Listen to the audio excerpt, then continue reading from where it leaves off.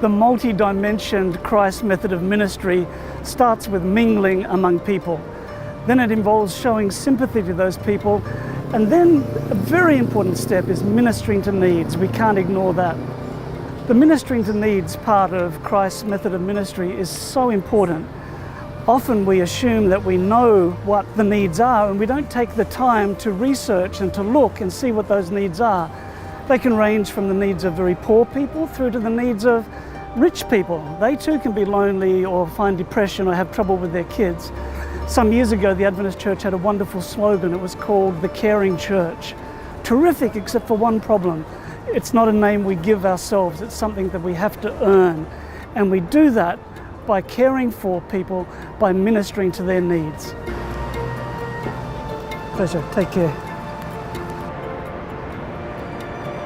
An important step of Christ's method of ministry is winning confidence. And it's not an artificial thing. It's something that comes almost organically after we've mingled with people and we've showed sympathy and we've ministered to needs. We've built those connections. We've reached that stage where they trust us. And when people trust us, that's then the platform for us to be able to engage in spiritual dialogue, to be able to talk about something more than just the weather or politics or whatever.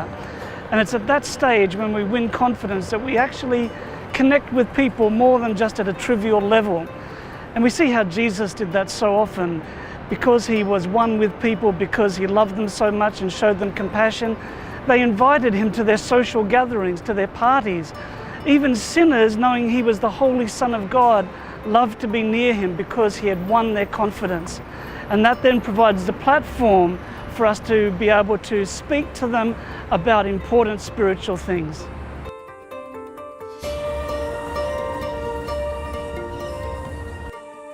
A vital part of Christ's method of ministry is to actually invite people to follow him. There are many steps in Christ's method of ministry, and sometimes they get mixed up and blurred. We're mingling, we're showing sympathy, we're ministering to needs. But we must look for and pray for opportunities to actually invite people to accept Jesus Christ as their Savior. This, in many ways, is something that just comes naturally, that the Holy Spirit works in people's hearts.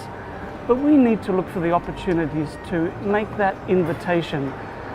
And as it comes up naturally in various situations, we tell people about why Jesus is so important to us. Of course, there may be some of our friends, some of the people that we've been mingling with and showing sympathy to who never accept Jesus as their Savior. We will still continue to show compassion and love and be their friends because that is what Jesus himself modeled. But what a wonderful opportunity to show what a difference Jesus makes in our lives and to invite them to be part of his wonderful salvation. The beauty of Christ's method of ministry is the way that it speaks to all dimensions of our life. It speaks to the importance of belief, but it also touches our physical needs, our emotional needs, and our mental needs, and it comes together in a beautiful, holistic package. And Christ's method is something that works anywhere, among any group of people. It's particularly effective in urban areas where we see how centers of influence are a platform to put Christ's method of ministry into practice, where we connect with the community and we bid them to follow Jesus. When Jesus was here on earth, he preached, he taught, but he also healed. And today we are invited to follow his method because we are told that his method and his method alone will bring true success.